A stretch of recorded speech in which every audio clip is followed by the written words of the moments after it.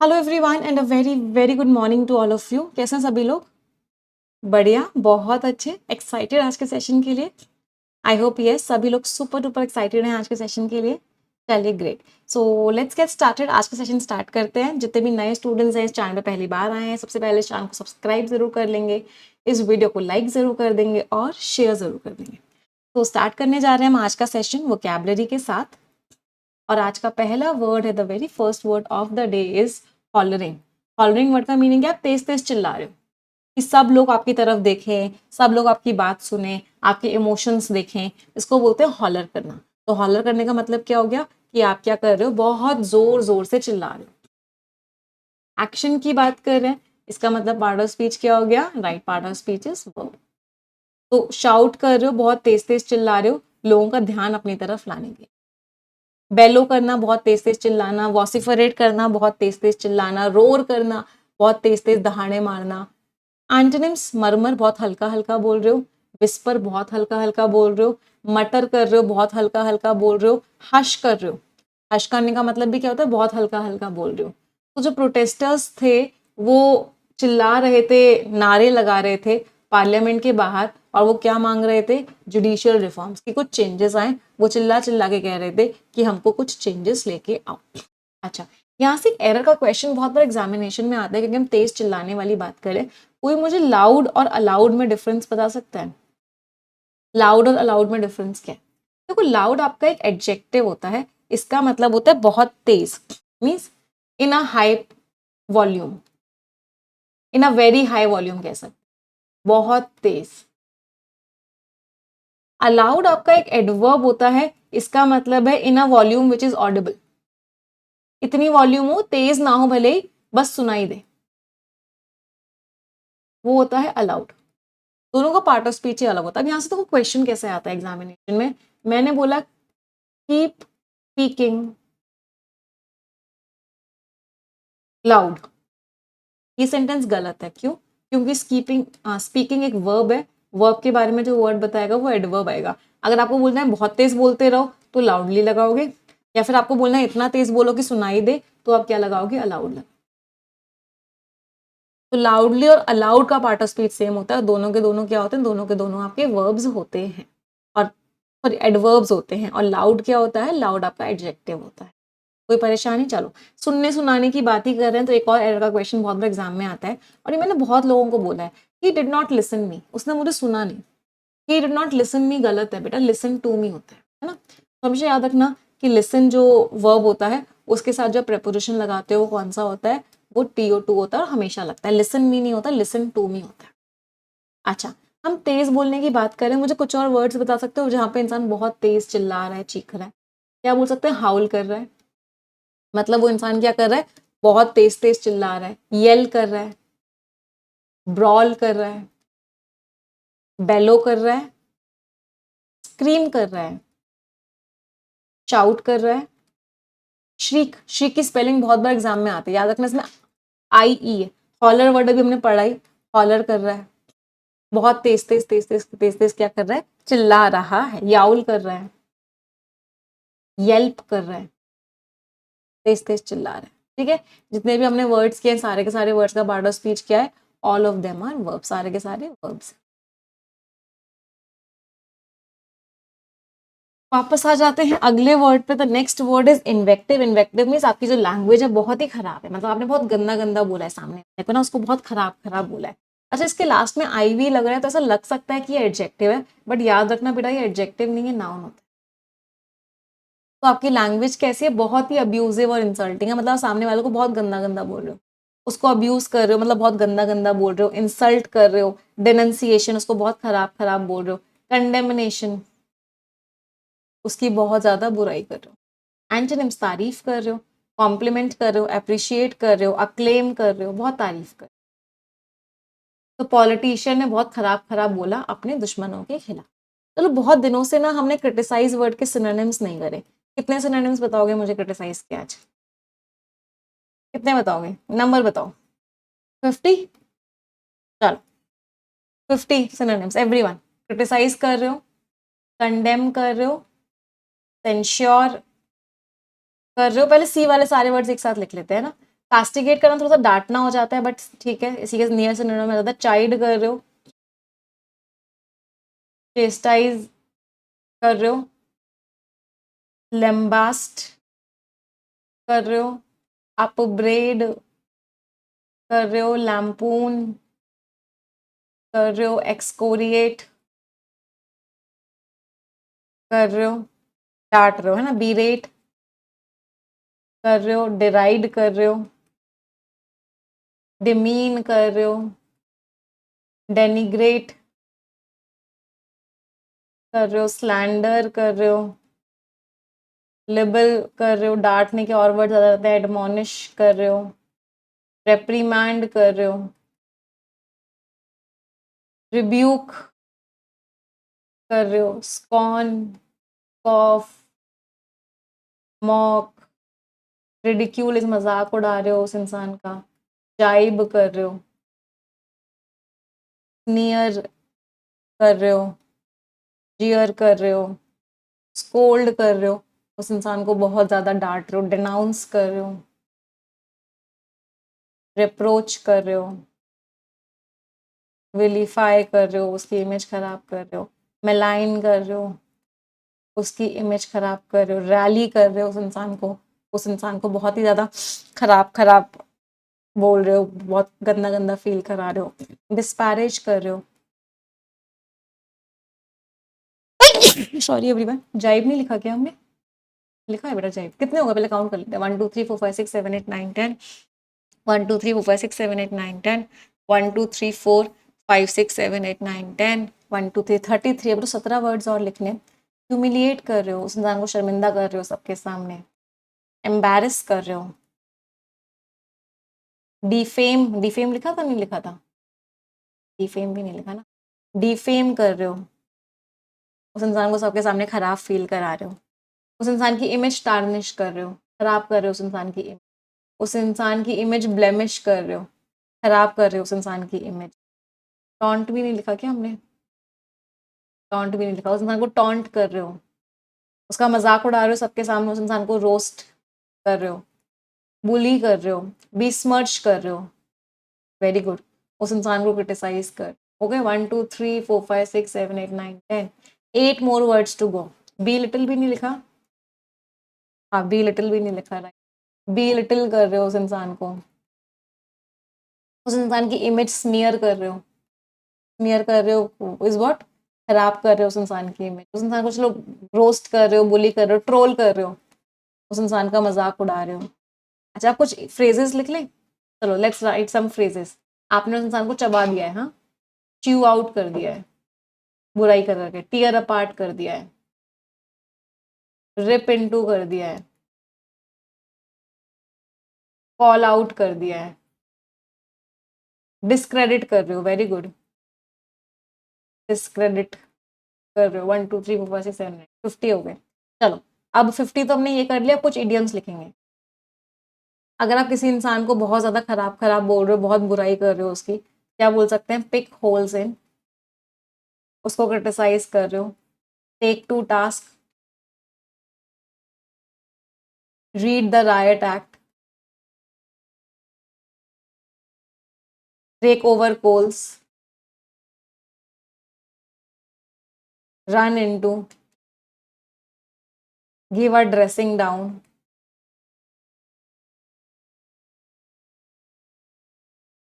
इंसान को बहुत खराब खराब बोल रहे हो, गिव समवन एन ईयरफुल,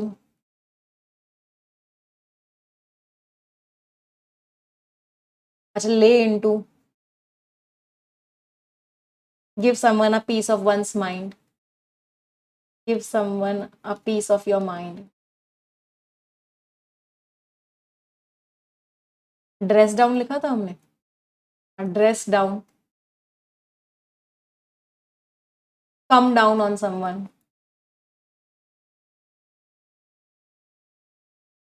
ये सारे के सारे क्या है कि आप उस इंसान को क्या कर रहे हो, आप उस इंसान को बहुत ही ज्यादा क्रिटिसाइज कर रहे। जितने भी हमने वर्ड्स किए इससे पहले, ये सारे के सारे वर्ड्स का पार्ट ऑफ स्पीच क्या था?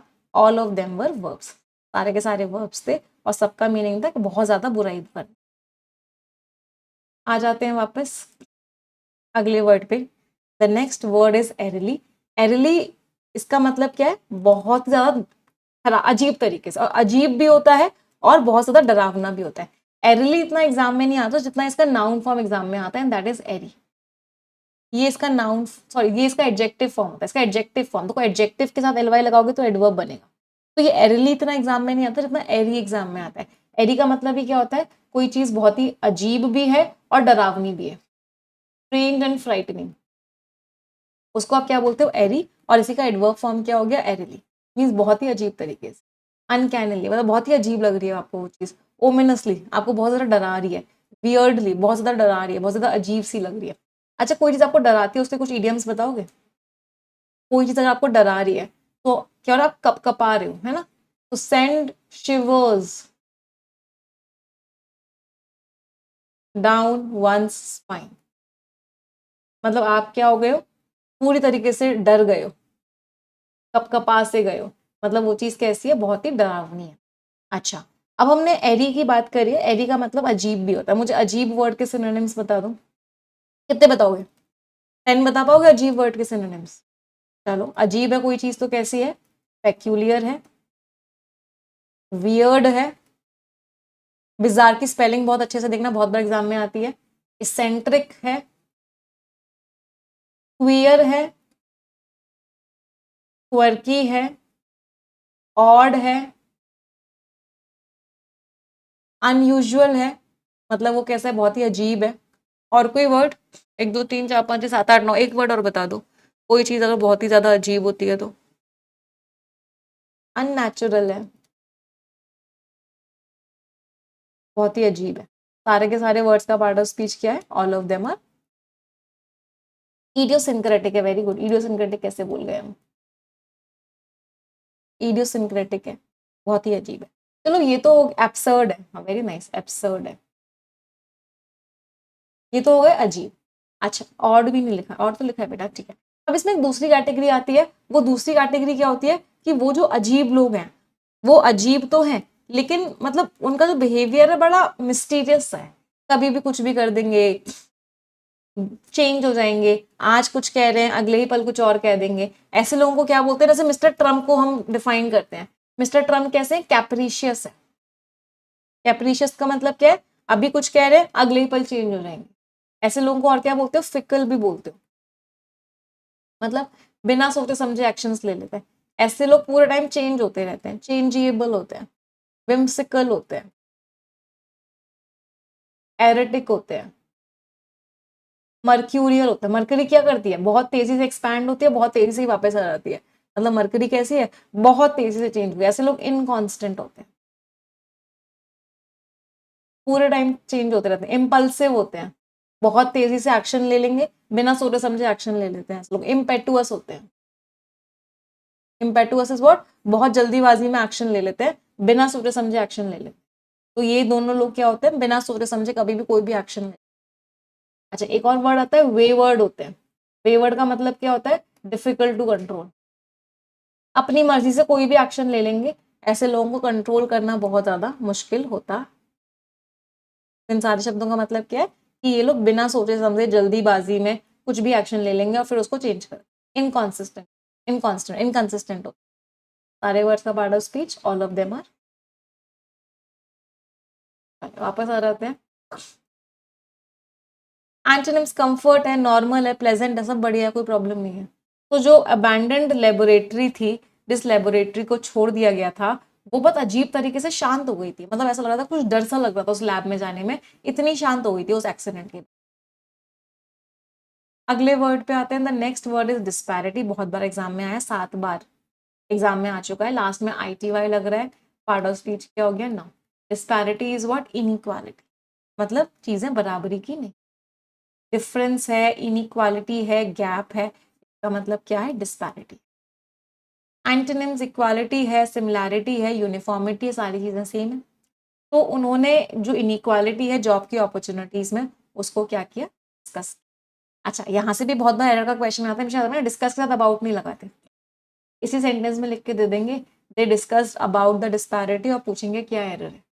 तो याद रखना, डिस्कस के साथ कभी भी अबाउट नहीं है। अच्छा, कोई चीज़ बहुत दो डिफरेंट चीज़ें होती हैं, उनके लिए कुछ इडियम्स यूज़ करते हैं, जैसे कि they are like apples and oranges, वो कैसे हैं, एप्पल्स एंड ऑरेंजेस के जैसे, like chalk and cheese, chalk and cheese के जैसे, like oil and water, oil and water के जैसे, अ फार क्राई फ्रॉम, ये फ्रेजेस है जो मैं आपको बता रही हूँ, आपको एक्चुअली क्या होता है बहुत बार क्लोज में भी फ्रेजेस आ जाते हैं और आपसे पूछा जाता है वहां पे कौन सा वर्ड आएगा, तो आपको पता होना चाहिए क्या क्या इंपॉर्टेंट फ्रेजेस है, उनका मीनिंग क्या है। अ far cry from, poles apart, बहुत दूर है, हाँ मैम, नाइट एंड डे, हाँ नाइट एंड डे भी लिखते हैं, नाइट एंड डे। तो इन सारे के सारे फ्रेजेस का मतलब क्या है, इन सारे के सारे फ्रेजेस का मतलब है कि दो चीजें जिनके आप बारे में बात कर रहे हो, they are entirely different from, पूरी तरीके से एक दूसरे से क्या है, पूरी तरीके से एक दूसरे से डिफरेंट, बिल्कुल भी सिमिलैरिटी नहीं।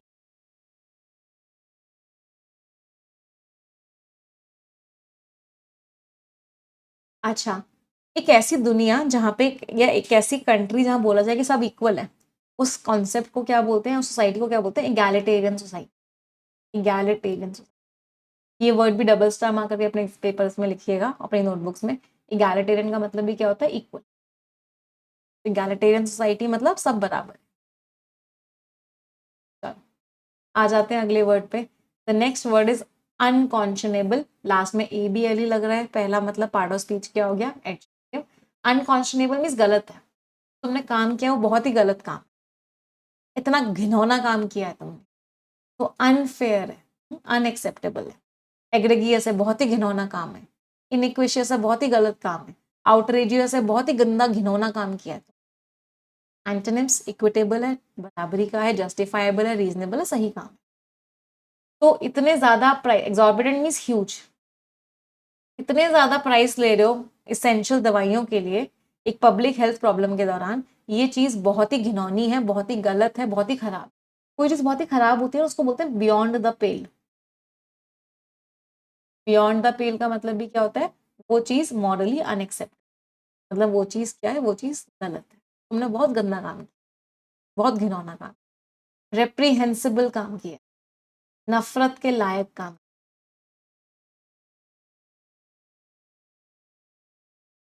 अगले वर्ड पे आते हैं, the next word is scion, part of speech noun. Scion कौन होता है, अमीर लोगों का बेटा, उनका भी बेटा, a descendant of a famous wealthy और इन्फ्लुएंशियल फैमिली, क्या बोलते हैं, तो बहुत ही अमीर फैमिली से जो, क्या बोलते हैं, born with a silver spoon. Born with a silver spoon का मतलब क्या, जो बहुत अमीर फैमिली में पैदा हो, means born into a wealthy family.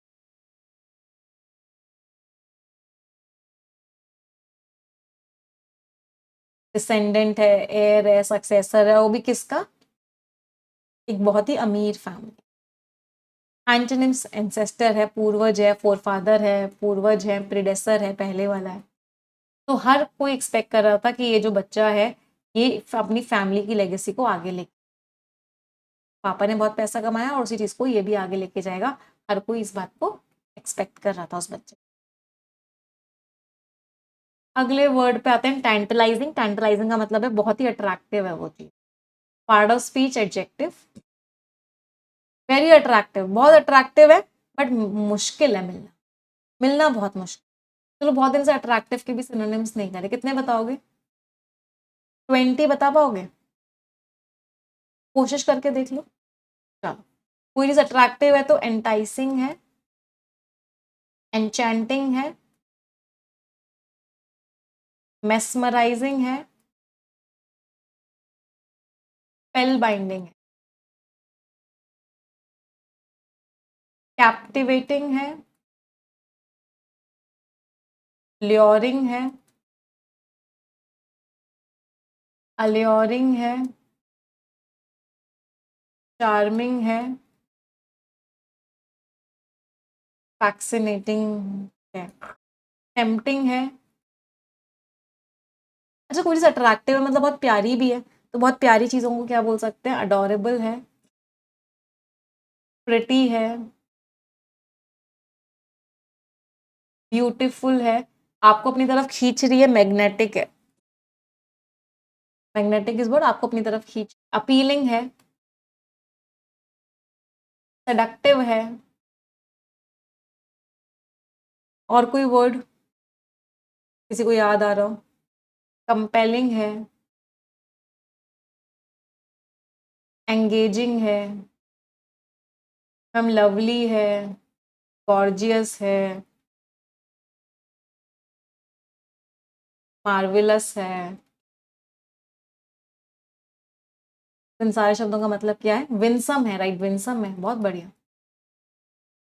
इन सारे शब्दों का मतलब है कि वो चीज़ बहुत ही प्यारी है और आपको अपनी तरफ क्या कर रही है? आपको अपनी तरफ खींच रही। सारे वर्ड्स का part of speech, all of them are adjective, सारे के सारे वर्ड्स एडजेक्टिव। अल्योरिंग है, एंटाइसिंग है, बिगाइलिंग। बिगाइलिंग का मतलब होता है आपको खींच रही है और धोखा भी दे रही है साथ। एंटोनिम्स आपको दूर कर रही है, अच्छी नहीं लग रही। ऑफ पुटिंग है, आपको अपने से दूर कर रही है, आपको अपने से दूर भेज रही है। तो स्टार्टअप था, उसने बहुत ही अट्रैक्टिव नज़र दी टेक्नोलॉजीज की, जो बदल देंगी शहरों में जिस तरीके से ट्रांसपोर्टेशन। अच्छा, कोई चीज़ अगर सबका ध्यान अपनी तरफ कर ले तो उसको बोलते हैं टर्न हेड्स। वो चीज़ क्या कर रही है? टर्न हेड्स, सारे के सारे सरों को अपनी तरफ टर्न कर रही है, मीन्स अट्रैक्ट कर। वो चीज़ क्या कर रही है? सबको अट्रैक्ट कर रही है अपनी तरफ। Next word is tatters. Tatters means फटा हुआ कपड़ा। Part of speech noun. Torn pieces of cloth, कोई चीज़ फटी हुई है, हाँ, बहुत ही खराब condition. Rags, shreds, scraps means फटी हुई है। एंटोनिम्स पूरी की पूरी है, इंटैक्ट है, कंप्लीट है। तो उस घोटाले के बाद कंपनी की जो रेपुटेशन थी वो टुकड़ों में हो गई, फट गई। अच्छा, इन टैटर्स एक पूरा का पूरा फ्रेज यूज करते हैं, तो मतलब वो चीज़ क्या हो गई? एकदम खत्म हो गई, बर्बाद हो गई, फटे हुए कपड़ों जैसी हो गई, मतलब बहुत खराब हो गई, in tatters. Next word is quibbling. Quibbling में छोटी छोटी बातों पे लड़ाई कर रहे हो। इतना छोटा सा टॉपिक है कि तुमने मेरी कमरे की लाइट क्यों नहीं बंद की थी जब तुम वहां से गए थे, इतनी सारी इलेक्ट्रिसिटी क्यों वेस्ट कर दी, और उस बात पे 3 घंटे तक लड़ाई हुई। तो arguing over trivial details rather than important issue. तो आप छोटी छोटी बातों में क्या कर रहे हो? बहुत ही ज्यादा लड़ाई कर रहे हो। एक्शन की बात कर रहे हैं, पार्ट ऑफ स्पीच क्या हो गया? वर्ब। ट्रिवियल का मतलब होता है मामूली से, पेटी। कैविल कर रहे हो, नेट पिक कर रहे हो, पेटी फॉक कर रहे हो, कार्प कर रहे हो, का मतलब क्या होता है? छोटी छोटी बातों में भर भर के क्या कर रहे हो? लड़ाई कर। एंटोनिम्स एक ही बात पे अग्री कर रहे हो, एक्विस मान रहे हो, एंडोर्स सपोर्ट कर रहे हो, मतलब एक ही बात पे अग्री कर रहे हो, ऐसे अलग अलग बातें नहीं। तो आप छोटी छोटी डिटेल्स के ऊपर लड़ने से अच्छा है कि आप सोल्यूशन निकालो। जरूरी क्या? सोल्यूशन निकालो, छोटी छोटी बातों पे लड़ाई करने से क्या फायदा? इसको बोलते हैं स्प्लिट हेयर्स। बाल की खाल क्यों निकाल रहे हो भाई? छोटी छोटी बातों पे क्यों लड़ रहे हो?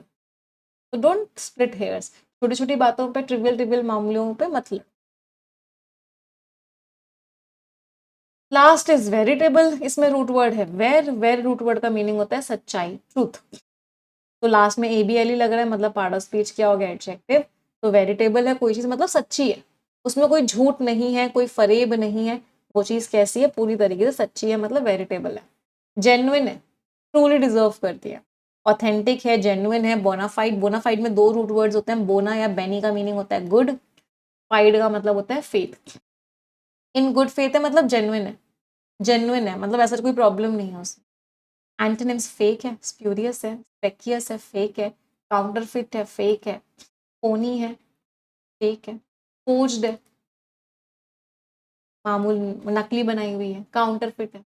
तो डिस्कवरी एक बहुत ही जेन्युइन ब्रेक थ्रू था। ब्रेक थ्रू में सक्सेस थी रिन्यूएबल एनर्जी की रिसर्च में, मतलब वो चीज क्या थी? एकदम सच्ची थी, उसमें कुछ भी झूठ।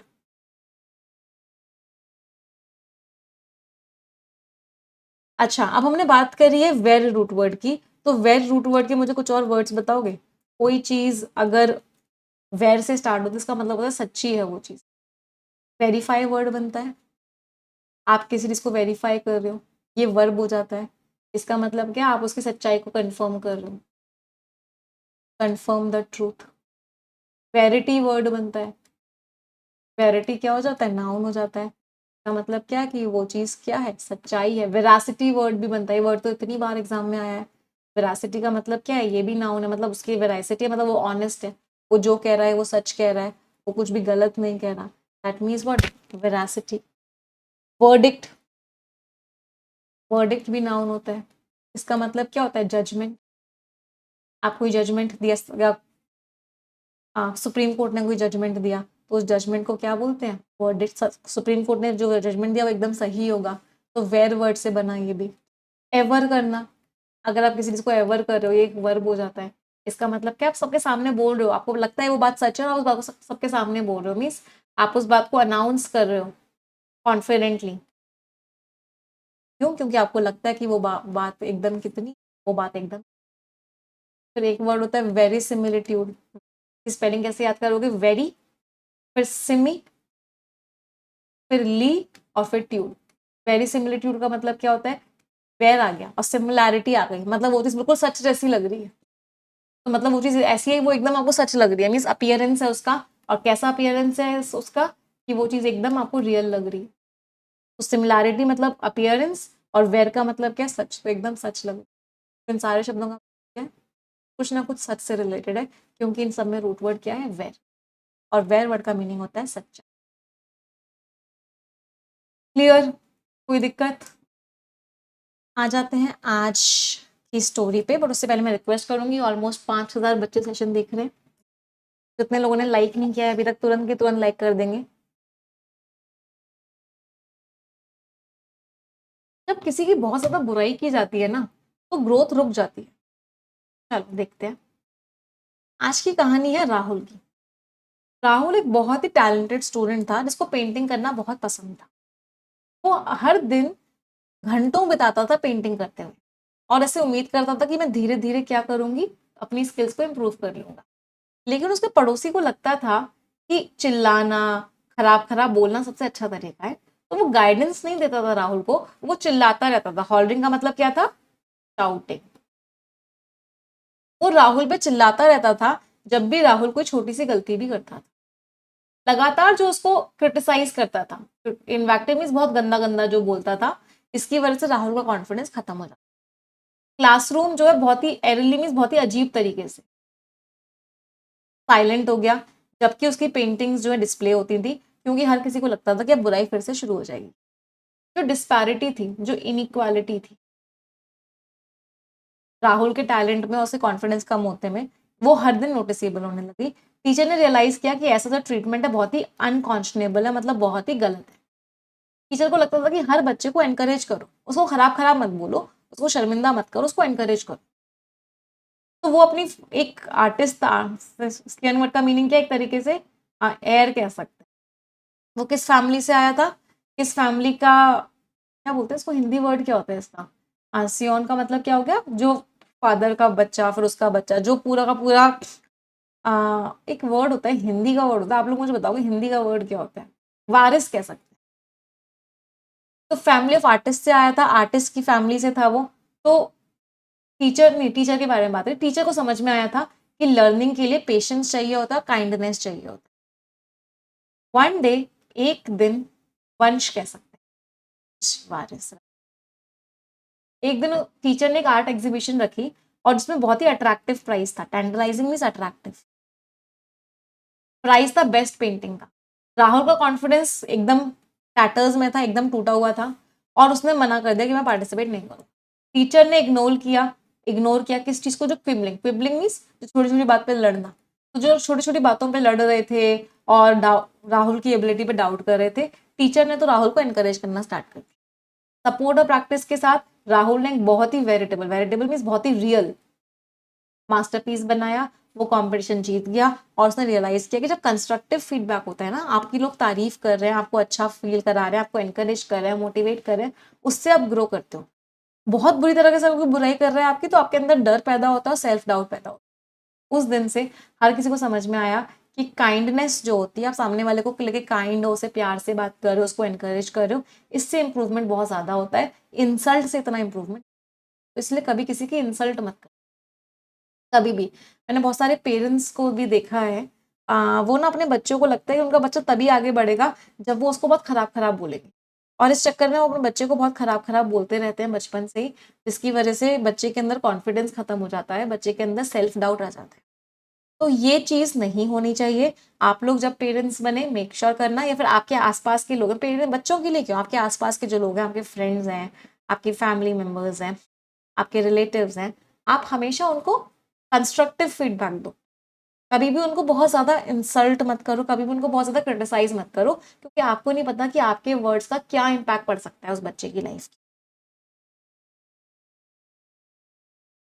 तो कंस्ट्रक्टिव गाइडेंस से कॉन्फिडेंस और सक्सेस आती है, क्रिटिसिज्म से मोटिवेशन खत्म हो जाता है और ग्रोथ रुक जाती है। ये सारे के सारे वर्ड मीनिंग्स हैं, एक बार आप इसको पीडीएफ से पढ़ लेंगे। आ जाते हैं वन वर्ड सब्स्टिट्यूट पे। आर्काइव, आर्काइव में जहाँ पे सारी की सारी इन्फॉर्मेशन स्टोर्ड है, तो पुराने पुराने डॉक्यूमेंट्स जहाँ पे सारे के सारे स्टोर्ड हैं उनको क्या बोलते हैं? आर्काइव। एवियरी, जहाँ पे बर्ड्स को रखा जाता है। एवी रूट वर्ड होता है, इसका मीनिंग होता है बर्ड। इसीलिए एरोप्लेन वाली इंडस्ट्री को क्या बोलते हैं? एविएशन इंडस्ट्री बोलते हैं, क्योंकि एरोप्लेन दिखने में बर्ड जैसा होता है, उड़ता है। एविएशन इंडस्ट्री बोलते हैं फ्लाइट्स, एरोप्लेन वगैरह की इंडस्ट्री को। तो एवी रूट वर्ड का मीनिंग क्या होता है? बर्ड। एरेना, जहाँ पे पूरा का पूरा चीज चल रही है, वो एरिया जो है जहाँ पे कोई एक्टिविटी चल रही है, एरेना। आर्सेनल, सारे के सारे वेपन्स जो आपके पास है वो आपका आर्सेनल। यूएस का आर्सेनल, ईरान का आर्सेनल, तो जितना भी वेपन्स और मिलिट्री इक्विपमेंट का कलेक्शन है वो आर्सेनल। ब्रेक फोर्थ, कोई चीज बहुत तेजी से फैल गई, आग फैल गई या फिर वॉर फैल गई, इसको ब्रेकआउट भी बोलते हैं। Breakout is also what? Breakout किसके लिए बोलते हैं? आग फैल गई, कोई बीमारी फैल गई, वॉर फैल गई। तो आग फैल गई फैक्ट्री में रात को, ब्रेक फोर्थ। ब्रेक इन, आप जबरदस्ती कहीं एंटर करने की कोशिश कर रहे हो। ब्रेक इनटू का मतलब भी यही होता है, आप जबरदस्ती कहीं एंटर करने की कोशिश कर रहे हो। The thieves broke into his house. Break off, आपने उस चीज को रोक दिया, खत्म कर दिया, तो उन्होंने अपना एंगेजमेंट पिछले महीने ही खत्म तोड़ दिया। ब्रेक ऑफ इज तोड़ दिया। ब्रेक ओपन, किसी चीज को बहुत जोर से ओपन कर रहे हो, बहुत पावर लगा रहे हो और उस चीज को खोल रहे हो, ब्रेक ओपन। ब्रेकअप तो सबको बताओ, ब्रेकअप रिश्ता तो खत्म कर दिया, फिर पैचअप भी कर लिया। लेकिन आ जाते हैं इडियम्स पे। ये तो अभी हमने किया ही, एप्पल्स एंड ऑरेंजेस, दो बहुत अलग अलग चीजों को कंपेयर कर रहे हो। Apple of discord, bone of contention, क्या मीनिंग होता है? लड़ाई की जड़, झगड़े की जड़, apple of discord. One rotten apple spoils the whole barrel, एक सड़ा हुआ, एक गलत इंसान पूरे पूरे ग्रुप को खराब कर देता है। तो one bad person spoils the entire group. Apple polisher, वो इंसान जो बहुत चमचागिरी करते हैं, साइकोफैंट बोलते हैं इनको, बहुत चमचागिरी करते हैं। एप्पल पाई ऑर्डर, सब कुछ एकदम नीट एंड क्लीन है, सब कुछ एकदम अरेंज्ड है, मतलब वो क्या है? एप्पल पाई ऑर्डर है। एप्पल ऑफ माई आई या apple of one's eye, Hindi में बोलते हैं आंख का तारा, इंग्लिश में बोलते हैं आंख का एप्पल। मीन्स कोई इंसान जो आपको बहुत प्यारा है, वेरी डियर टू यू। समझ में आई वो कैबलरी सभी को? ये स्टोरी आप सभी लोग टेलीग्राम चैनल से पढ़ लें। मजा आया स्टोरी में? चलिए आ जाते हैं आज के आर्टिकल पे, बट उससे पहले रिक्वेस्ट करूंगी जितने लोगों ने सेशन लाइक नहीं किया है, एक बार फिर से तुरंत की तुरंत लाइक कर देंगे, एक थम्स अप दे देंगे सभी लोग कमेंट सेक्शन में। चलिए, परफेक्शन 7.0 में आ रहे हैं सभी लोग। सैटरडे संडे का टाइम मिल गया सभी लोगों को, तो आप लोगों ने आई होप रीडिंग कॉम्प्रीहेंशन की क्लासेस कर ली होंगी। अभी मंडे और ट्यूसडे आपकी फिर से रीडिंग कॉम्प्रीहेंशन की ही क्लास होगी परफेक्शन 7.0 में, क्योंकि इसको हम बहुत स्ट्रॉन्ग बनाएंगे पहले, फिर नेक्स्ट टॉपिक में मूव करेंगे। जितने लोगों ने सब्सक्रिप्शन नहीं लिया है परफेक्शन का, वो आज के आज ले लेंगे, आपको 60% का डिस्काउंट भी मिल जाएगा। बाकी डिटेल्स मैं लास्ट में दूंगी। अब यहाँ पे टू टुगेदर, दो लोग साथ में, जापानीज प्राइम मिनिस्टर ने जो विजिट की इंडिया में, उसके बारे में हम बात करने जाए। पहले आप पढ़ेंगे फिर हम समझाएंगे। Read it everyone.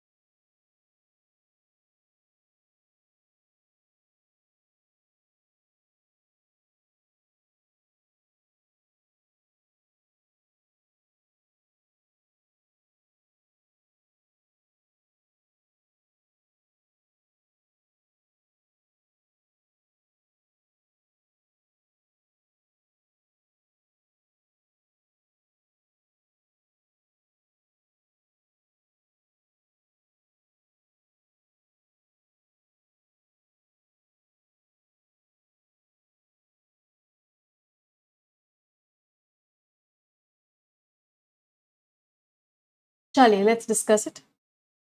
Japanese prime minister Sanae Takaichi's first official visit to India, तो उनकी पहली विजिट है ये इंडिया में।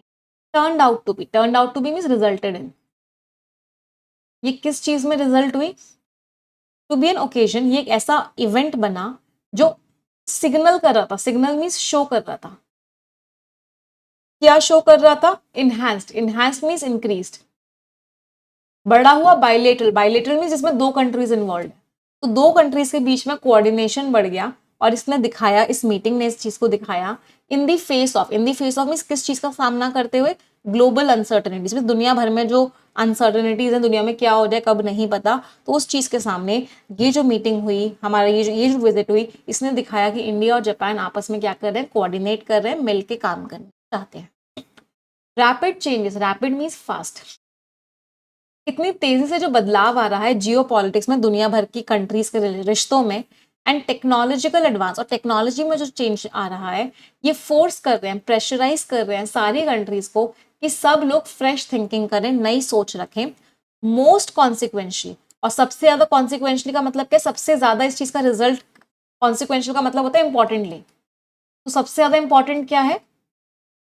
With regard to China, regard to means with respect to China, मतलब चाइना को मद्देनजर रखते हुए सब कंट्रीज एक नई सोच लेके आ रही है। द यूएस अपीयर्स, यूएस ऐसा लग रहा है कि वो कम जोश में है, एंथुसियास्टिक मींस एक्साइटेड, यूएस कम जोश में है क्वाड ग्रुपिंग को लेके, क्वाड के ग्रुप को लेके। इंडिया, जापान और ऑस्ट्रेलिया के साथ जो यूएस का ग्रुप है उसको क्वाड बोला जाता है। एंड इज अनश्योर ऑफ, और उसको पता नहीं है कि ये जो नाम दिया है, नॉमेनक्लेचर में जो नाम दिया है, इंडो पैसिफिक, इंडो पैसिफिक उस पूरे एरिया को नाम दिया गया है, अपनी स्ट्रैटेजी में उसको क्लियर नहीं है कि ये नाम सही भी है या नहीं है। अगेंस्ट दिस बैकड्रॉप, बैकड्रॉप में से जो पूरा का पूरा एनवायरनमेंट, ये पूरा का पूरा जो कंडीशन चल रही है, इस सब के अगेंस्ट इंडिया और अगेंस्ट, इस सब के अगेंस्ट का मतलब क्या है यहाँ पे? इस पूरे के पूरे एनवायरनमेंट में इंडिया और जापान ने डिक्लेयर किया, अनाउंस किया अ जॉइंट इंटेंट, इंटेंट का मतलब होता है मकसद, तो इन्होंने एक अपना मकसद, मतलब एक डॉक्यूमेंट दिया कि वो कंटिन्यू करेंगे, किस चीज के साथ कंटिन्यू करेंगे? With an updated, updated means changed, एक changed free and open Indo Pacific posture, posture का मतलब होता है आपका नजरिया क्या है, आपका ओपिनियन क्या है। तो इन्होंने क्या दिया? एक free and open Indo Pacific करके एक डॉक्यूमेंट दिया, एक इंटेंट बताया अपना, मतलब एक तरीके से एक अग्रीमेंट के बारे में डिस्कशन किया। रिंग फेंसिंग, अगर आप किसी भी चीज को रिंग फेंस करते हो, इसका मतलब क्या है? आप उस चीज को क्या करते हो? प्रोटेक्ट करते हो। अगर आप उसके चारों ओर फेंस लगा दो, इसका मतलब क्या होता है? कि आप उस चीज को क्या कर रहे हो? आप उस चीज को प्रोटेक्ट कर रहे हो। तो इन्होंने क्या किया? इन्होंने प्रोटेक्ट किया, किस चीज को प्रोटेक्ट किया? जो उन दोनों कंट्रीज के आपस के रिश्ते हैं, टाइज मीन्स रिश्ते, बायलेटरल मीन्स दोनों कंट्रीज के आपस के, और बाकी सारे जो अरेंजमेंट्स हो रहे हैं उससे उसको अलग कर दिया। मिस तकाइची ने साइन किए, कम से कम 16 अग्रीमेंट और डॉक्यूमेंट उन्होंने साइन किए, जिसमें एक जॉइंट स्टेटमेंट भी था एनर्जी की स्ट्रेंथ को, एनर्जी रेजिलियंस का मतलब होता है एनर्जी स्ट्रेंथ, एनर्जी स्ट्रेंथ का मतलब क्या होता है? कि अगर कोई सप्लाई शॉक आता है, मान लो कहीं पेट्रोल, क्रूड ऑयल मिलना बंद हो गया, या क्रूड ऑयल का प्राइस बढ़ गया, तो इन सब चीजों को लेके हम कमजोर ना पड़े, उसको बोलते हैं एनर्जी रेजिलियंस। और सपोर्ट किया, और किस चीज को लेके उन्होंने बोला? कि बायलेटरल कोऑपरेशन को सपोर्ट किया जाएगा, दोनों कंट्रीज के आपस के रिश्ते अच्छे किए जाएंगे along the maritime energy transport value chain. Maritime is समुद्र से, तो समुद्र से जो एनर्जी का ट्रांसपोर्ट होता है उसकी जो पूरी पूरी वैल्यू चेन है, मतलब जो पूरा का पूरा सप्लाई हो रहा है समुद्र के रास्ते से, जो पूरा का पूरा जा रहा है, उस चीज को लेके भी उन्होंने बोला कि हम दोनों एक दूसरे के साथ कोऑपरेट करेंगे। तो बेसिकली पूरा पैराग्राफ क्या कह रहा है? जापान की प्राइम मिनिस्टर आई इंडिया, और उन्होंने डिस्कशंस किए, ऐसा लग रहा है कि दोनों के बीच में कोऑपरेशन बढ़ गया है इंडिया और जापान। अगला पैराग्राफ पढ़ेंगे सभी लोग।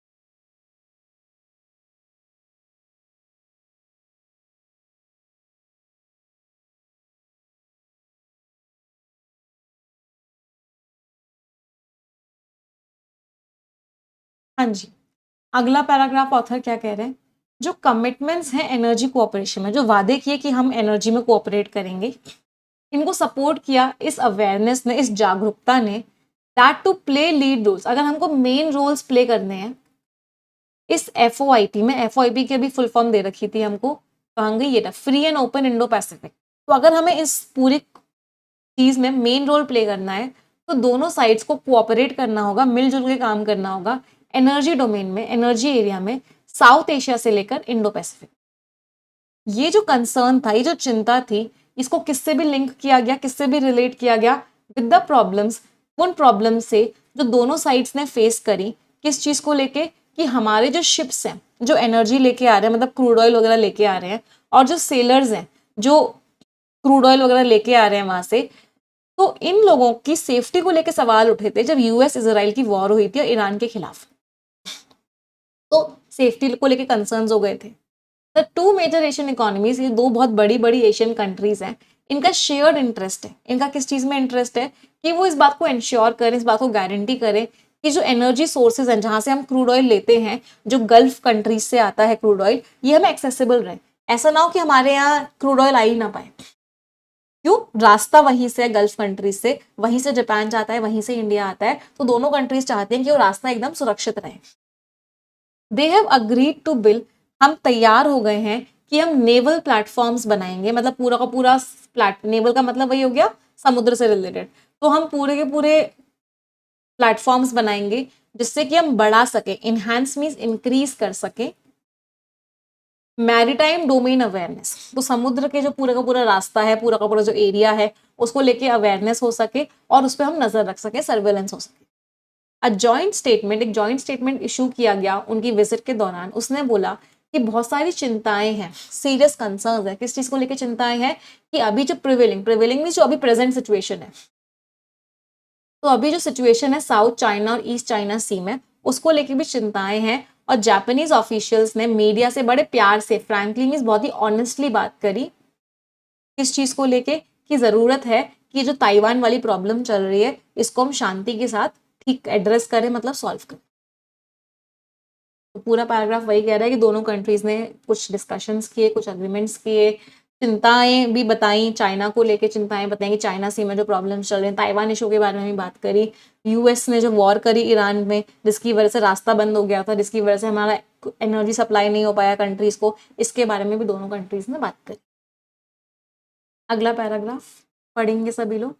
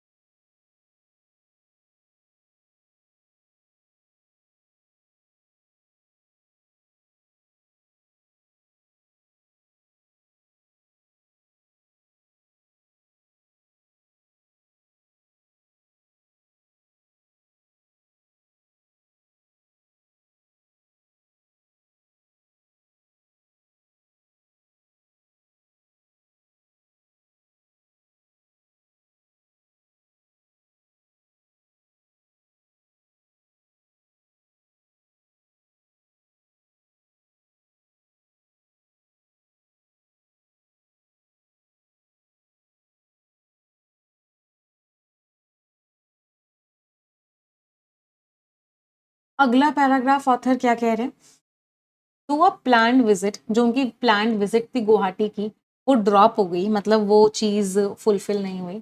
मिस तकाइची ने अंडरस्कोर किया, अंडरस्कोर मीन्स हाईलाइट किया, मतलब कैंसिल हो गई, ड्रॉप का मतलब यहाँ पे क्या है, कैंसिल। तो उनकी एक विजिट थी गुवाहाटी को जा रही थी वो, बट वो कैंसिल हो गई, लेकिन उन्होंने इस बात को हाईलाइट किया कि जापान का अटेंशन है, जापान का ध्यान है north eastern region of India, India के नॉर्थ ईस्टर्न कंट्रीज की तरफ, और इंडिया की नॉर्थ ईस्टर्न स्टेट्स की तरफ, बाय कनेक्टिंग देम विद, और कैसे कि उनको कनेक्ट किया जाएगा रेलिवेंट पार्टनर्स के साथ और वहाँ की ऑर्गेनाइजेशन के साथ, बे ऑफ बंगाल रीजन, तो उस रीजन की वहाँ की पार्टनर्स और ऑर्गेनाइजेशन को कनेक्ट करें। बिम्स्टेक को मेंशन किया गया कि ये एक पार्टनर ऑर्गेनाइजेशन है जापान के लिए।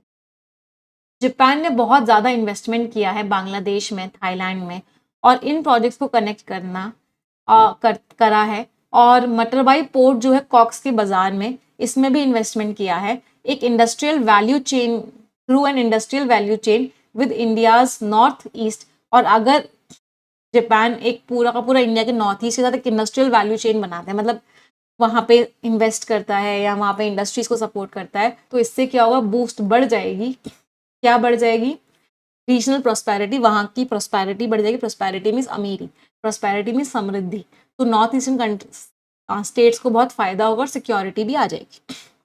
मिस तकाइची ने पेंट किया vast canvas. Painted a vast canvas का मतलब क्या होता है? वैसे अगर मैं इसका एक्चुअल मीनिंग बोलूँ तो बहुत बड़ी पेंटिंग बनाई। यहाँ पे मतलब क्या है? बहुत सारे एरियाज को कवर किया। Painted a vast canvas means बहुत सारे एरियाज को कवर किया कोऑपरेशन के। इंडिया के नेबरहुड की भी बात करी उन्होंने, पैसिफिक ओशन की भी बात करी उन्होंने, और इंडिया जापान के रिश्ते को प्रोटेक्ट करने की भी बात करी। किस चीज से? कि जो प्रॉब्लम्स चल रही हैं अभी, जो दुनिया का ऑर्डर चल रहा है अभी, जो कंट्रीज पावरफुल हैं, जो कंट्रीज कम पावरफुल हैं, ये जो पूरा सिस्टम चल रहा है, उन्होंने इससे भी इंडिया और जापान के रिश्तों को प्रोटेक्ट करने की बात करी। बट बोथ साइड्स, लेकिन दोनों तरफ जो है मैनेज कर पाए, दोनों साइड्स को मैनेज करने हैं बहुत सारे बाकी रिश्ते भी अच्छे से, जिससे कि क्या आए, बेस्ट रिजल्ट्स आए। Outcomes means results, optimal means best. तो इन्होंने बोला कि चलो हम ये करेंगे, हम वो करेंगे, हम वो करेंगे, बट इनको बाकी कंट्रीज के साथ भी रिश्ते मैनेज करने होंगे, तभी रिजल्ट अच्छा आएगा।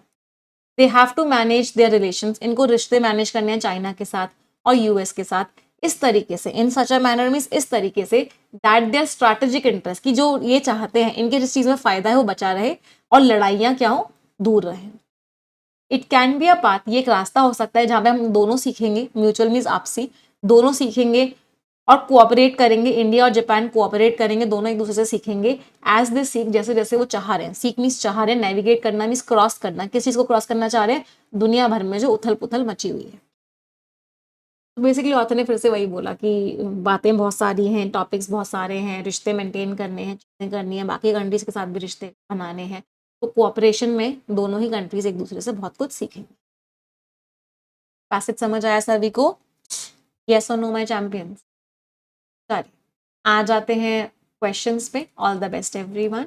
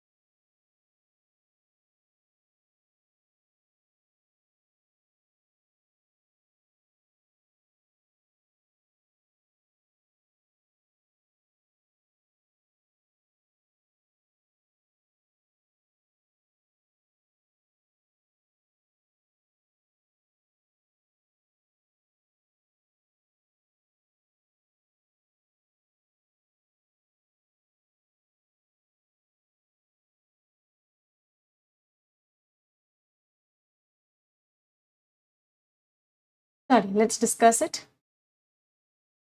इनमें से कौन सा है आप इन्फर कर सकते हो, मतलब निकाल सकते हो कि क्या रीज़न है इंडिया और जापान को इस चीज़ को अपडेट करने में। ये कदम इसलिए है कि हमारा बायलेटरल कोऑपरेशन भी रहे और इतनी सारी प्रॉब्लम्स चल रही हैं, इसके बीच में हमारा रिश्ता प्रोटेक्टेड रहे। सही बात है, इंसुलेट मीन्स प्रोटेक्टेड। तो हम दोनों के कंट्रीज के बीच में जो कोऑपरेशन है वो प्रोटेक्टेड रहे। क्यों? क्योंकि अनप्रिडिक्टेबिलिटी, पता नहीं कब क्या हो जाए, इतने सारे अलाइनमेंट्स चेंज हो रहे हैं, चीज़ें चेंज हो रही हैं, तो अनप्रिडिक्टेबिलिटी है। इनिशिएटिव का मेन मकसद था कि अभी की जो ऑर्गेनाइजेशन है उनको हटा दो। हटाने की बात नहीं हुई है, रिप्लेस करने की बात नहीं हुई है। जो बदलता हुआ एटीट्यूड है बड़ी बड़ी कंट्रीज का क्वाड को लेके और इसको लेके, इसकी वजह से दोनों कंट्रीज अब डायरेक्ट कोऑर्डिनेशन करना चाहती है। सही बात है, यूएस का एटीट्यूड चेंज होता जा रहा है क्वाड को लेके, उसको नाम पे भी डाउट है, इंडो पैसिफिक फ्रेमवर्क। तो इसलिए दोनों ने सोचा कि हम दोनों मिलकर ही कर लेते हैं, यूएस का तो कोई ध्यान ही नहीं है। तो बिल्कुल answer is C, both A and. कौन सा है जो सबसे अच्छा एक्सप्लेन करता है कि जो एनर्जी कोऑपरेशन है वो बहुत इंपॉर्टेंट है। एनर्जी कोऑपरेशन को प्रायोरिटाइज किया गया क्योंकि दोनों कंट्रीज मान गई हैं कि न्यूक्लियर टेक्नोलॉजी को कमर्शियलाइज करेंगे। न्यूक्लियर टेक्नोलॉजी की तो कहीं कोई बात ही नहीं हुई थी। दोनों कंट्रीज मान गई हैं कि हम लोगों के पास एनर्जी सोर्सेज का एक्सेस होना चाहिए और ये चीज़ बहुत इंपॉर्टेंट है। सही बात है, हमारे पास क्रूड ऑयल आते रहना चाहिए, अनइंटरप्टेड एक्सेस होना चाहिए हमारे पास जो आसपास हमारी एनर्जी सोर्सेज हैं। दोनों कंट्रीज को ही चाहिए, गल्फ कंट्रीज से क्रूड ऑयल। तो दोनों कंट्रीज चाहती हैं कि एक्सेस आता रहे, कोई प्रॉब्लम ना हो। जो मैरीटाइम डिस्ट्रप्शन, जो समुद्र में प्रॉब्लम्स हुई हैं, अभी जो लड़ाइयाँ हुई हैं, यूएस इसराइल की वॉर हुई, यूएस इसराइल की वॉर ईरान के अगेंस्ट जो हुई, तो इसकी वजह से जो प्रॉब्लम्स आई हैं, तो उसको समझ में आया है कि जो रास्ता होता है उसमें बहुत कमजोरी है। कि समुद्र का ही रास्ता था, ईरान ने स्ट्रेट ऑफ हॉर्मुज बंद कर दिया था, सिक्योरिटी नहीं थी, तो दोनों कंट्रीज को समझ में आया कि हमें सिक्योर करना पड़ेगा वो रास्ता। सही है एकदम। तो answer was B and C, that is option. चलो, जापान की जो अप्रोच है इंडिया के नॉर्थ ईस्टर्न रीजन को लेके, उसको लेके आप क्या कह सकते हो? जापान को लगता है नॉर्थ ईस्ट इंडिया जो है बहुत ही अच्छा कनेक्टर है, जो नेटवर्क्स को कनेक्ट कर सकता है। सही बात है, जापान का जो इंटरेस्ट है इस एरिया में वो कन्फाइंड है, वो रुका हुआ है। और सिर्फ किसमें है कि सिर्फ मुझे हेल्प करनी है, नहीं, जापान का ये नहीं कि सिर्फ मुझे हेल्प करनी है, लोगों की हेल्प करनी है, नहीं। एक्सक्लूसिवली वर्ड ने घोटाला कर दिया। एक्सक्लूसिवली मीन्स ओनली या स्पेशली। कनेक्टिविटी प्रोजेक्ट्स जो हैं बाकी कंट्री से रिलेटेड, उससे क्या होगा, वहाँ की प्रॉस्पेरिटी भी होगी और सिक्योरिटी भी बढ़ेगी। सही बात है, और कनेक्टिविटी प्रोजेक्ट्स होंगे नेबरिंग कंट्रीज के साथ, तो वो सिक्योर भी होगा, प्रॉस्परस भी होगा, समृद्ध भी होगा। तो answer was C, both A and. India और जापान का जो जवाब है उसको लेके put all eggs in one basket, ये तो थोड़ा सा नेगेटिव मीडियम है, ऑथर की टोन नेगेटिव थी नहीं कहीं पे। इसका मतलब क्या कि आप सब कुछ एक ही जगह इन्वेस्ट करो, बाकी जगहों के लिए आपके पास कुछ बचा ही नहीं है। इसको बोलते हैं put all eggs in one basket. आपके पास जितना पैसा था सब आपने एक ही जगह लगा दिया, means to depend entirely on one option.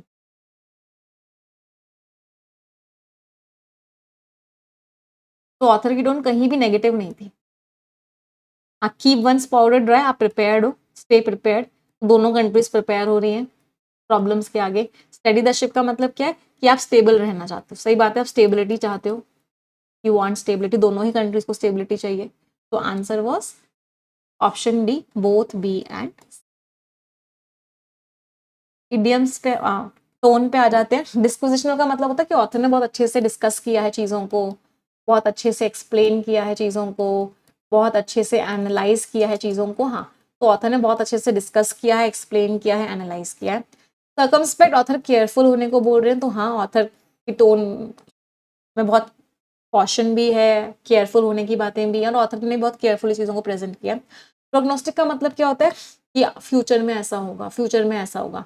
जब आप बहुत ज़्यादा चीज़ों को प्रिडिक्ट करते हो कि ऐसा होगा वैसा होगा, नहीं, ऑथर ने कहीं भी प्रिडिक्ट नहीं किया चीज़ों को कि क्या होगा आगे। ऑथर ने बस चीज़ों को डिस्प्लेन किया है, डिस्कस किया, एक्सप्लेन किया, एनालाइज किया अच्छे से, और ऑथर ने केयरफुल रहने की बात करी। तो answer was B, both A and B. Prognostic का मतलब होता है कि आगे ऐसा हो जाएगा, आगे वो हो जाएगा। ऑथर ने आगे की तो बात ही नहीं करी, ऑथर ने तो प्रेजेंट की बात करी कि जापान में की जो विजिट हुई उसका क्या क्या चीज़ें हुई उस विजिट में। तो फ्यूचर की बात नहीं की ऑथर ने प्रेजेंट की बात करी, जबकि प्रोग्नोस्टिक टोन में फ्यूचर की बात होती है। Scores everyone in reading comprehension, क्या क्या स्कोर्स रहे सभी के। चलिए आ जाते हैं एरर डिटेक्शन पे। All the best every.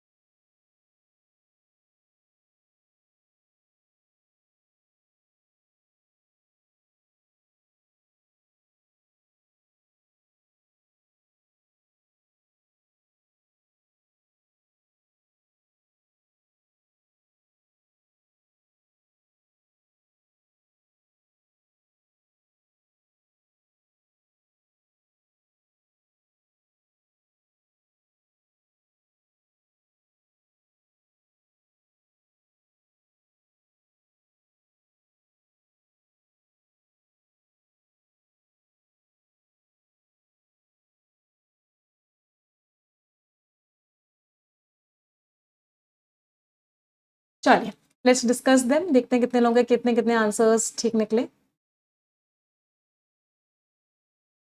सबसे पहले आ जाते हैं फर्स्ट वाले क्वेश्चन पे।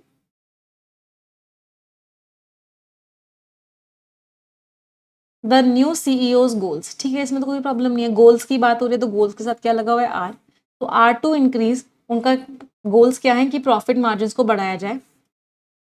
अब देखो यहाँ पे पैरेललिज्म का है, reducing the operational cost and expanding the companies global footprint. अब इस चीज में अब इसको एक चीज देखते हैं, आप लोगों को लग रहा होगा कि यहाँ पे रिड्यूस कर दो, यहाँ पे एक्सपैंड कर दो, क्योंकि पैरेललिज्म का क्वेश्चन है, इंक्रीज रिड्यूस एंड एक्सपैंड, लेकिन इसमें भी कोई प्रॉब्लम नहीं है। आंसर इसका ई मार्क करेंगे, नो एरर। पंचुएशन मार्क्स को एरर एडिशन में इग्नोर करते हैं, तो ये पंचुएशन मार्क्स नहीं देखने। दूसरी बात, ये सेंटेंस यही खत्म हो गया, ये तो एडिशनल इन्फॉर्मेशन स्टार्ट हो गई V1 प्लस ING से, तो ये पूरी की पूरी क्या है, एडिशनल इन्फॉर्मेशन है। सेंटेंस तो सिर्फ इतना ही था, the new CEOs goals are, अच्छा बट यहाँ पे आर दे रखा है, ठीक बात है, ठीक, तो ये एडिशनल इन्फॉर्मेशन नहीं हो सकती। क्यों एडिशनल इन्फॉर्मेशन नहीं हो सकती है, क्योंकि अगर इसको एडिशनल इन्फॉर्मेशन बना दोगे तो आर के बाद सिर्फ एक ही गोल रह जाएगा, तो इज आना चाहिए था यहाँ पे। तो इसका मतलब है सेंटेंस को दो तरीके से ठीक कर सकते हैं। पहला तरीका क्या है, या तो इसको गोल इस कर दो, पहला तरीका क्या है कि आप ए पार्ट में एरर मार्क कर दो, इसको गोल इस कर दो, क्योंकि अगर इसको आप एडिशनल इन्फॉर्मेशन मानोगे, क्योंकि additional information V1 plus ING से आती है, तो ये एडिशनल इन्फॉर्मेशन हुई, तो इसका मतलब एक ही गोल रह गया, इंक्रीज द प्रॉफिट मार्जिन। तो the new CEOs goal is to increase the profit margins, reducing the operational cost and expanding the company's global footprint. दूसरा तरीका क्या है इसको ठीक करने का, दूसरा तरीका बहुत सिंपल सा इसको ठीक करने का, इसको आर ही रहने दो, इसको रिड्यूस कर दो, ये दूसरा गोल हो गया और ये तीसरा गोल हो गया। The new CEO's goals are to increase the profit margins, reduce the operational costs and expand the company's global footprint. तो दोनों तरीके से ठीक कर सकते हो। अगर सिंगल एरर का क्वेश्चन आएगा तो आप इसमें ए आंसर मार्क करोगे, अगर सिंगल एरर का क्वेश्चन है तो, क्योंकि अगर डी और सी और डी को मार्क करोगे तो मल्टीपल एरर का हो गया, तो अगर सिंगल एरर का क्वेश्चन है तो ए मार्क करोगे, और अगर मल्टीपल एरर का क्वेश्चन आएगा तो सी और डी मार्क करोगे। दोनों आंसर हो सकते हैं। पहले बताओ कितने लोगों को कॉन्सेप्ट समझ में आया। अगर मैं इसको एडिशनल इन्फॉर्मेशन मानूंगी तो यहाँ पे मुझे गोल इस करना पड़ेगा, क्योंकि एक ही गोल की बात है, और अगर मैं इसको एडिशनल इन्फॉर्मेशन नहीं मानूंगी तो मुझे तीनों का पार्ट ऑफ स्पीच सेम करना पड़ेगा। क्लियर सभी को। मैम इसको इंक्रीजिंग कर दो, नहीं टू के साथ जब भी एक्शन की बात होती है वर्ब की फर्स्ट फॉर्म आती है, तो इंक्रीज को इंक्रीजिंग नहीं कर सकते।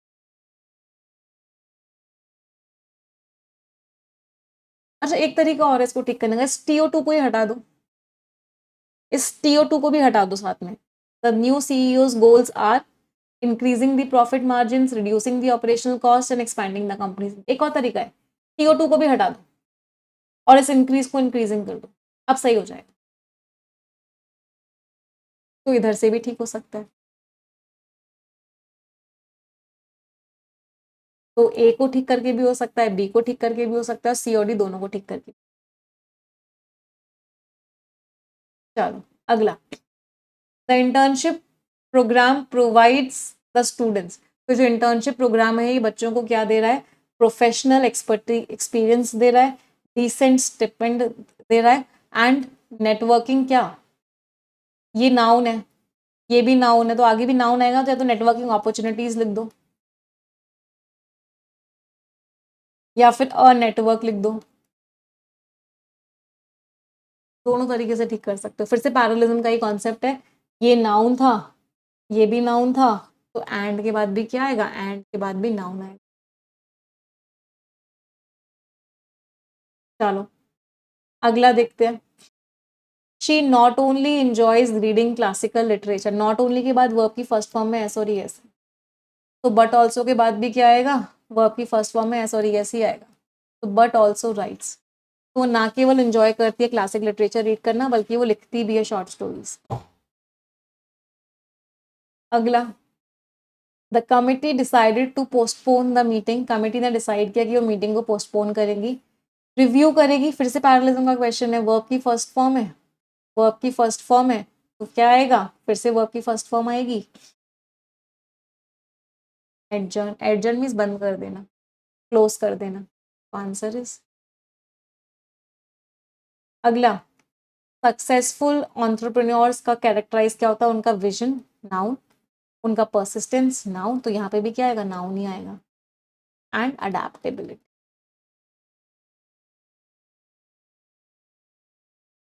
फिर से पैरलिज्म का क्वेश्चन था फर्स्ट डे, सारे क्वेश्चंस पैरलिज्म के, all of them were questions of parallelism. कोई दिक्कत? चलिए आ जाते हैं स्किमिंग के आर्टिकल पे। तैयार हैं सभी लोग? एक रिक्वेस्ट फिर से करूंगी, 6500 से ज़्यादा बच्चे सेशन देख रहे हैं, तो जितने लोगों ने सेशन को लाइक नहीं किया है अभी तुरंत के तुरंत लाइक कर दे। Everyone will like the session. Old wine new bottle, पुरानी शराब नई बॉटल है। चलो देखते हैं ईपीएफओ के अभी चेंजेस जो हैं उसकी हम बात करने जा रहे हैं। आप पढ़ेंगे, पूरा आंसर बताएंगे, फिर हम डिस्कस करेंगे। All the best.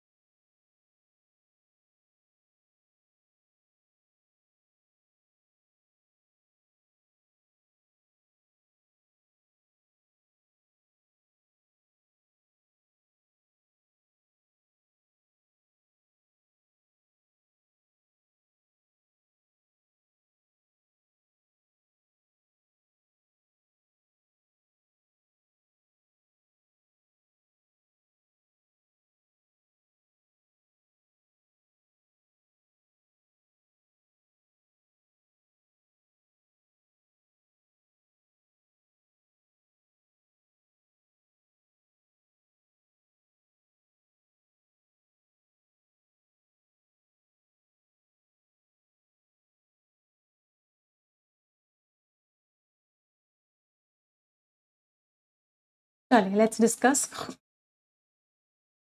इन्होंने जो नोटिफिकेशन दिया है इस चीज़ का एक फॉर्मेलिटी है। इसके बाद से 4 महीने पहले इन्होंने अप्रूव किया था इन मेजर्स को। जो 9 लॉज जो थे इनको लेके थे। इतने सारे सब्सक्राइबर्स थे, जो चेंजेस हुए इनका इम्पैक्ट पड़ेगा। अगर हम इसको इस एंगल से देखें, इसने कॉन्टिन्यूटी दिखाई है और अब जो फ्रेमवर्क है वो कोड से मैच करवा रहे हैं। जो फीचर था पीएफ कंट्रीब्यूशन का, उसको वॉलंटरी कर दिया गया है। जिन लोगों की ceiling in excess of the statutory wage ceiling, 15,000 की एक लिमिट के उसको लेके, ये नया नहीं है। तो आप कंट्रीब्यूट कर सकते हो 12% तक जो आपकी बेसिक पे है। इस पे वेज कोई सीलिंग नहीं है, मतलब कोई लास्ट लिमिट नहीं है। ये नॉर्म था पैंडेमिक के टाइम तक। उसके बाद फिर बहुत सारी एस्टैब्लिशमेंट्स ने जब देखा कि उनके पास फंड की कमी हो गई है, तो उन्होंने कॉन्ट्रीब्यूशन को कम करना स्टार्ट कर दिया। पेंशनर्स और मेंबर्स को उम्मीद थी कि जो नोटिफिकेशन है उसमें जो मिनिमम मंथली पेंशन है 1000 की, वो चेंज होगी, और जो मंथली वेज सीलिंग थी फॉर कॉन्ट्रीब्यूशन की 15,000 के बियॉन्ड, इन दोनों को ही 12 साल पहले किया गया था। तो उनको लग रहा था इसको चेंज किया जाएगा, लेकिन उनको चेंज नहीं किया, उनको डिसअपॉइंटेड छोड़ दिया। इस रिपोर्ट के हिसाब से इतने सारे जो लोग हैं उनको मंथली पेंशन 1,000 रुपये की, उससे कम की मिलती, फिर भी सरकार ने कोई डिसीजन नहीं लिया, और ना ही इस चीज़ को लेके, हालांकि बार बार डिमांड कर रहे थे पेंशनर्स और बाकी लोग कि 1,000 रुपये की पेंशन क्या वैल्यू होती है, तो इस चीज़ के ऊपर कोई एक्शन नहीं लिया गया। फाइनेंशियल इम्पैक्ट क्या पड़ेगा, ये चिंता वाली बात है, लेकिन सरकार ने जो बोला है कि सरकार अपनी तरफ से जो पैसा देगी, इससे इतने पेंशनर्स को बेनिफिट होगा, ये सिर्फ 1,000 करोड़ ही है। गवर्नमेंट का जो बजट था 11,000 करोड़ का इस ईपीएस के थ्रू इस साल का, ज़्यादातर जो है कंपोनेंट के लिए जा रहा है, जो कि 1.16% है मंथली पे का, जो कि ये जो लिमिट लगा रखी है ईपीएस मेंबर्स की। सरकार को जो है वापस से लाना चाहिए, ईपीएस सारे वर्कर्स पे आना चाहिए, पे का कोई फर्क नहीं होना चाहिए। अगर सरकार को लगता है कि ईपीएफओ बहुत ज़्यादा ओवरबर्डन हो रहा है, तो सरकार एक स्कीम बना सकती है इनके साथ मिलके। एफर्ट्स होने चाहिए कि जो सेटलमेंट्स हैं वो जल्दी से जल्दी हो। सरकार को याद करना चाहिए कि जो डिसीजंस होते हैं करोड़ों एम्प्लॉयज़ को इफेक्ट कर, हमने ऊपर ऊपर से पढ़ा है ना, समझा नहीं है, बस ओवरऑल टॉपिक समझा है। तो जो नए रूल्स हैं, ऑथर ने क्यों बोला कि ये एक फॉर्मेलिटी ही है, क्यों? क्योंकि जो चल रहा था उसी को कंटिन्यू कर दिया सरकार ने। एक नई स्कीम तो लाई नहीं है, एंटायरली न्यू तो कुछ नहीं लाया सरकार, जो ऑलरेडी चल रहा था उसी चीज़ को कंटिन्यू कर दिया, कोई बहुत बड़े चेंजेस नहीं है। सीलिंग को हटा दिया, ज़्यादा कॉन्ट्रीब्यूशन कंपलसरी कर दिया, नहीं, सीलिंग अभी भी है। मिनिमम मंथली पेंशन बढ़ा दी, नहीं, 1,000 रुपये थी वही है अभी भी, तो कोई चेंज नहीं किया, बस कंटिन्यू कर दिया चीज़ों को, इसलिए बोला कि फॉर्मेलिटी करिए। तो आंसर वॉज बी। सरकार जो स्पेंड करती है इसके ऊपर, ऑथर ने क्यों बोला है, ऑथर यही बोल रहा है कि भाई इनसफिशिएंट है। तो फिस्कल कंस्ट्रेंट्स जो है कि हमारे पास पैसा नहीं है, हम स्पेंड नहीं कर सकते, इनसफिशिएंट है। आप पेंशन में चेंजेस क्यों नहीं ला रहे हो, आपको लाना चाहिए। ये जस्टिफाइड नहीं कर रहे हैं कि पेंशन में क्यों नहीं चेंजेस आ रहे हैं। ईपीओ के पास बहुत ज़्यादा सरप्लस है, नहीं, एम्प्लॉयज़ को प्राइवेट पेंशन पे डिपेंडेंट होना चाहिए, ऐसा भी कुछ नहीं बोला। जो वॉलंटरी पीएफ कॉन्ट्रीब्यूशन है वो इम्पॉसिबल हो गए, नहीं। ऑथर ने ये बोला कि भाई आप कह रहे हो कि मेरे पास पैसा कम है, पैसा कम है, लेकिन इसका मतलब ये थोड़ी ना कि आप चेंजेस नहीं लेके आओगे पेंशन में, तो आपकी बातें जस्टिफाई नहीं हो रही है। ऑथर ने सरकार की बुराई ही करी है, नेगेटिव टोन का सिर्फ एक ही था। तो आंसर वॉज कोर्स एवरीवन। चले प्रीवियस ईयर क्वेश्चंस पे आ जाते हैं। कोनंड्रम, कंफ्यूजन ही कंफ्यूजन है, कहाँ गया। डॉगमेटिक, बहुत ही कट्टर हो आप, अपनी बात को ही सच मानते हो। एग्रीगियस, बहुत ही घिनौना। प्लैकेट, सुकून देना, शांति देना। टैसिटर्न, जो बहुत कम बोलता हो। CEADN, ये सारे प्रीवियस ईयर क्वेश्चन, अगर आप इनको कर पा रहे हो ना, मतलब आपकी वोकैबुलरी अच्छी हो रही है। Previous year idioms, call a spade, जो जैसा उसको मुंह पे बोल दिया। लेट ऑफ स्टीम, आपके अंदर बहुत फ्रस्ट्रेशन था, उसको बाहर निकाल दिया। होल्ड ऑल द कार्ड्स, आपके पास सारे पत्ते, आपके पास सारा कंट्रोल है। Get off on the wrong foot, आपने गलत पैर से स्टार्ट कर दिया, मतलब शुरुआत ही गलत कर दी। कीप वंस फिंगर्स क्रॉस्ड, आप उम्मीद कर रहे हो कि कुछ अच्छा हो जाए। CEDB&A। Course everyone. 10 शब्द है, इनमें से 3 वर्ड्स का मीनिंग सभी लोग कमेंट्स में लिखेंगे। आप सभी की जिम्मेदारी है कि आप कम से कम 3 वर्ड्स का मीनिंग कमेंट्स में लिखेंगे ही लिखेंगे। इट इज़ अ रिस्पॉन्सिबिलिटी, हर बच्चा अपनी जिम्मेदारी पूरी करेगा। जो बच्चे अपनी जिम्मेदारी पूरी करेंगे, उनमें से एक बच्चे को हम success no more an illusion book भी गिफ्ट करेंगे, और उस बच्चे के घर वो बुक भिजवाई भी जाएगी। तो मेक श्योर करो कि सभी लोग कम से कम 3 वर्ड्स का मीनिंग कमेंट्स में, है ना। Everyone has to write the meaning of at least 3 words in the comment. जिस बच्चे के घर बुक भिजवाई जा रही है उस बच्चे का नाम है कविता। बोलो बेटा, एक मेल कर देना, एक स्क्रीनशॉट भेज देना, टीम आपके घर आपकी बुक भिजवा देगी। जिन बच्चों ने अभी तक प्रोफेशनल बैच को ज्वाइन नहीं किया है, वो आज के आज ज्वाइन कर लेंगे। रीडिंग कॉम्प्रीहेंशन की क्लासेस चल रही हैं। सबसे पहले हम रीडिंग कॉम्प्रीहेंशन को ही स्ट्रॉन्ग बना रहे हैं, तो आरसी स्ट्रॉन्ग बनाएंगे, फिर पैराजम्बल स्ट्रॉन्ग बनाएंगे, फिर क्लोज टेस्ट स्ट्रॉन्ग बनाएंगे, बीच बीच में ग्रामर भी आपकी कवर हो रही है, मॉक टेस्ट भी हो रहे हैं। तो अगर आप ये सब चीज़ें नहीं कर रहे हो, तो बहुत सारे बच्चों से ऑलरेडी बहुत पीछे हो रहे हो। लाखों बच्चे प्रोफेशनल क्लासेस में आते हैं, अगर आप नहीं आ रहे हो तो आप कैसे कॉम्पीट करोगे? तो मेक श्योर करो कि आज से ही हर हालत में परफेक्शन बैच को ज्वाइन करो। 1 घंटा एडिटोरियल को 1 घंटा परफेक्शन को रोज दो। इंग्लिश ऑटोमेटिकली अपनी स्ट्रांग हो जाए। NB60 आपका कोड भी लग जाएगा, आपको 60% का डिस्काउंट भी मिल जाएगा। Yes officer, yes officer application पे क्लासेस होती हैं। कोई डाउट कोई क्वेरी होगी आप हमें इस नंबर पर व्हाट्सएप करके पूछ लो। यहाँ से स्कैन करके आप डायरेक्टली क्लासेस में आ सकते हो। सारे सब्जेक्ट्स पढ़ने, इंग्लिश के साथ क्वांट्स भी पढ़ना है, रीजनिंग भी पढ़ना है, जनरल अवेयरनेस पढ़ना है, सारे सब्जेक्ट्स पढ़ना है तो आज इस ऑफर का लास्ट डे है। इसके बाद ये ऑफर एक्सटेंड नहीं होगा। कोड आपका सफलता लगेगा, आपको डिस्काउंट।